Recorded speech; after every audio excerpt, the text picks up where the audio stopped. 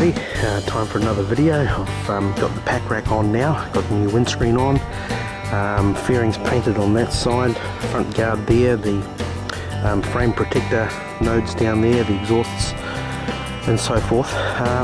But what I thought I'd do is a quick video on scrubbing in new tyres. There's a bit of misunderstanding of what it actually means to scrub in new tyres. I've got new ones front and back, and all I've done on these tyres, these are brand new tyres, I've been to the Honda shop, out to my wife's work and back again, so that's all I've had. Now let's have a quick look here. Get out of the light. Now, so these are brand new front tyre here. Now over here you can see the mould release agent on the tyre here, so it hasn't been leaned over this way to scuff this off. So if I go hot into a corner and it rolls around onto here, this mould release agent, there's no traction here. It's been lightly scrubbed here, so there's good traction here, but there's absolutely none here. Alright, and the same on this side. So brand new tyres, mould release agent. To get the tyres out of the mould when they're manufactured, they have a mould release agent, and that's still on here, so there's no traction here. Good traction here because it's been lightly scuffed. Come around this side. Now that's where the label was, so it's been very, very lightly scuffed here, but over here there's the mould release agent to get the new tyres out of the mould. There's no traction here whatsoever, very, very slippery on here. Good traction here because it's been lightly scuffed. So when we're scrubbing new tyres, all we're doing is, I've heard talk you have to do 200 miles or 200 kilometres to scuff them in. That's not actually true. You just have to incrementally increase the lean angle so that you lightly scuff this mould release agent off the tyre so that it will get traction. This has been lightly scuffed, but it hasn't been here. So there's no traction here, good traction here. Same on this side, you can see the mould release agent on the tyre. No traction there, good traction here. So what we're going to do is incrementally increase the lean angle so that we lightly scuff off the mould release agent here. And that's all we have to do to scrub in a new tyre. Just so happens that I'm going to go up to Ratahi and back, so that's what 87 odd distance this time, because it's just such a beautiful day.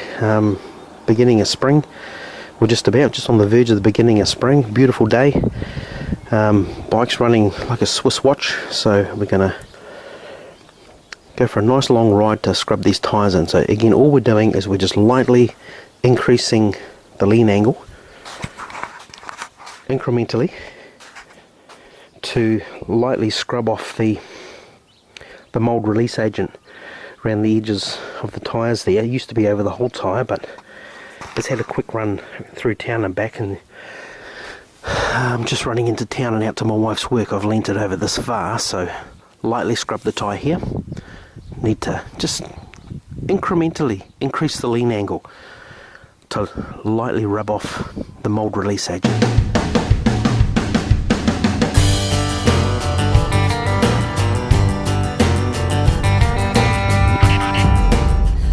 Right, so we're out here, we're doing it. I apologise for the audio quality. I've had to drop the audio and do a voiceover, but we're out here doing it. We're scrubbing in these new tyres. I'm using Continental Contimotions, which are a good all-round sport touring tyre. A lot of people will use high-performance sticky track tyres like Michelin's, Dunlop's, whatever it might be, but I've used Continental Contimotions before and I find them quite good. They're longer wearing, they don't get as soft as what other high performance tyres will do, but these are still a good all-rounder. So when we're scrubbing in new tyres, we're not going hard, we're not dropping it into corners at high speeds, we're just taking it nice and easy, and we're just getting a little bit of wear up on the sides, so we're just dropping it into bends nice and easy, nice and gently, not going hard, and just move it around, let the road rub up on the sides of the tyres without taking risks, without being unsafe. So just nice and easy, drop it in as much as we feel comfortable doing, without going hard. It's all nice and gentle, of course. So we're just entering into the beginnings of the Parapara Scenic Highway, or Valley of 1,000 Hills as it's often known. So just drop it in nice and gently. So when you're going around a bend, just push it down just a little bit more than what we might normally feel comfortable with, without going silly, without being unsafe. So the Parapara Scenic Highway is a stretch road that I absolutely love going down on the motorbike, because there's lots of twisties, lots of hills, lots of interest. So just nice and easy into the bends. The roadworks here down to one lane. Oncoming traffic here had right of way, so just said be aware of that and be ready to stop. So again, nice and gentle. Drop it in. And in the past, I'd been told that scrubbing new tyres, you had to do something like 200 miles or 200 kilometres, but that's not necessarily true. For example, for those viewers in the United States who might be in Florida or in Ohio or wherever where it's just flat, and you might be going in a straight line for such a long time and might never ever get anywhere up on the sides of the tyres. Now the sides of the tyres is where the mould release agent is, when it, to help the tyre come out of the mould. And we don't have to go very long distance at all to scrub in the tyres. We just need to let the road touch the rubber and scrub that mould release agent off. So we're just going for a reasonably quiet sort of a cruise out in the country, and we're just easing it over nice and gently, not going into corners hard. This one coming up here looks like quite a nice bend, but the camber on it is a little bit strange. It just doesn't feel right about now. So I'm just got to be mindful of where you are, what you're doing, and just drop it in nice and easy. Ease it over nice and easy. Remember, we're not going hard, we're not on a racetrack, we're just cruising along, dropping it into the bend, letting the road touch the side of the tyre as much as we can. A lot of people talk about chicken strips and stuff like that, and it shows what sort of riding you're doing, and that's possibly true in some aspects, but I don't sort of buy into that very much, because as I say, if you live in Florida, if you live in Ohio, whatever, you're going in straight lines. If you do mainly freeway running, or in this end of the world you do motorway running, you're not going to be dropping it into corners and stuff like that. So I don't take too much stock about chicken strips and the like, but I use almost all of the tyre, because I do a lot of twisty running up through the Parapara. So just let the tyre roll over, drop it into the bend nice and easy, not going hard, nice and gentle. Remember, safety. We want to come home from these rides, and we're going to get to the base of this hill and then just cut ahead just a little bit, because there's a big long straight coming up just around this bend. So let's jump ahead. So just ease it over nice and gentle. Just sort of push it down just a little bit perhaps, but remember, we're not going hard. Nice and easy.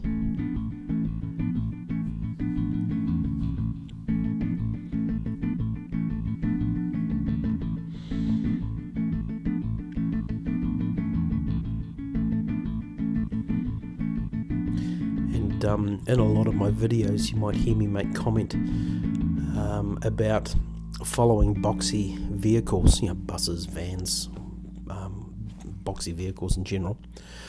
A lot of people in cars perhaps will see a motorbike, where the only time you see a motorbike is when he's passing.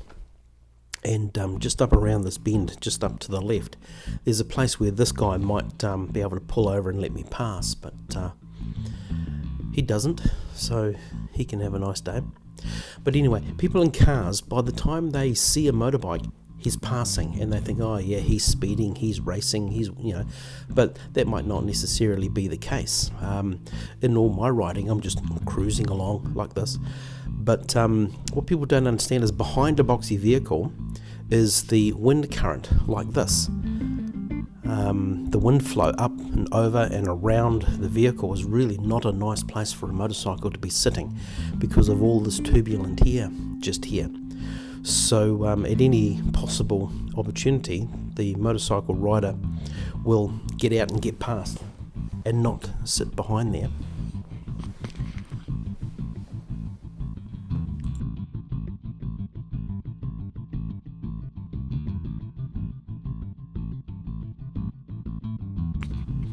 Right, so here's this slow traffic bay here where I can go past, but right at the end of it is some roadworks. So there's a stop-go sign just here. So I sort of anticipated that anyway because I come through here quite regularly with my work. So I sort of knew they were here.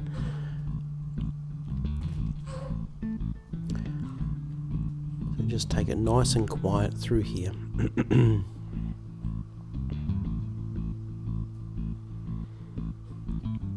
And off we go again. So again, just drop it over nice and gentle. Just push it a little bit over, a little bit more to what you might normally do in your comfort zone, because we're trying to get a bit of wear and tear up on the sides, the walls of the tyre, without compromising our safety, of course.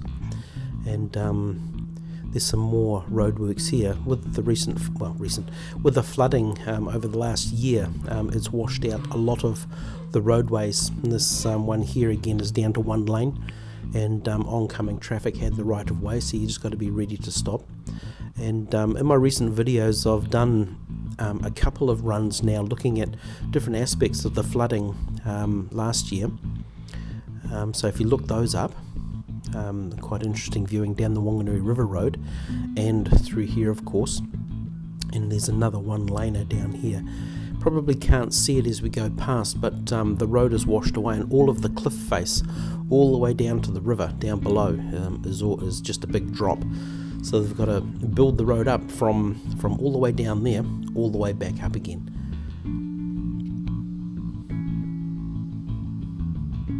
So all the way down there, down to the river, all of that's just gone, and the road's washed out, and it's like this in several places all the way up through the Parapara.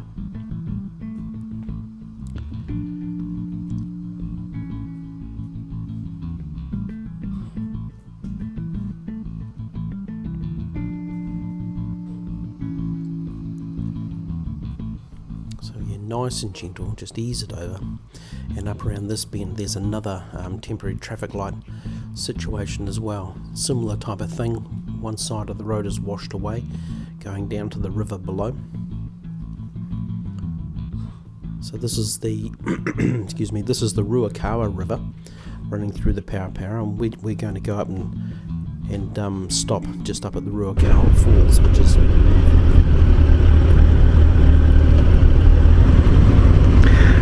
not far from here is Ruakawa Falls, so we'll probably stop there, have a look at the tyres, see how we've done with scrubbing them in so far, and that's basically it really. They're probably nicely scrubbed in now. It doesn't take a whole lot, but you just have to be, take it nice and easy going into the bends. Don't push it, don't go in hot. Now Ruakawa Falls is just over there. Probably see them briefly just there.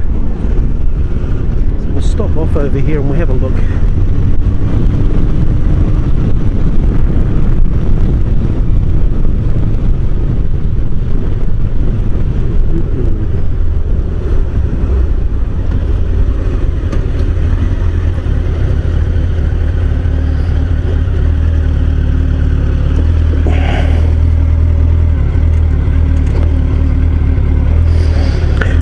Let's have a look.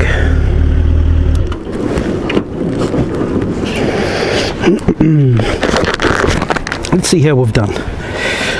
So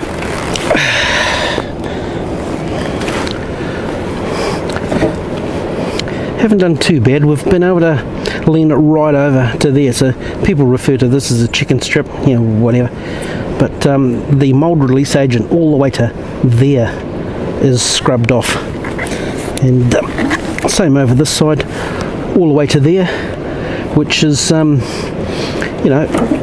almost all of the tyre has been scrubbed in. What about the back? Let's have a look.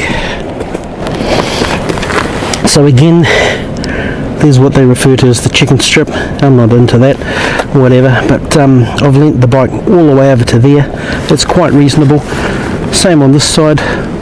Almost all of the tyre has been scrubbed in quite nicely. So this is Ruakawa Falls.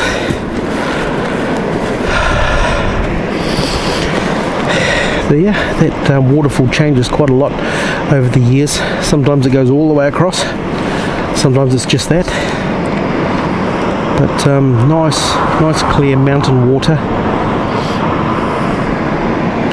And that's the thing about New Zealand, you can drive for 2 hours in any direction and get something completely different. We've got mountains over there, got desert road above that, go north of Auckland and you've got rainforests, all subtropical up there. Then the east coast, you've got the Pacific Ocean, beautiful white sand beaches over there on the east coast in the Tasman Sea. It's all black sand beaches, iron beaches. Then down south you've got beautiful rivers there, loads and loads of mountains, and glaciers and stuff like that. So there we have it. Thank you for coming along. This is my bike. It's had a whole lot of work done on it. 94 CBR1000F, running very well. And now for the return trip. Here we go.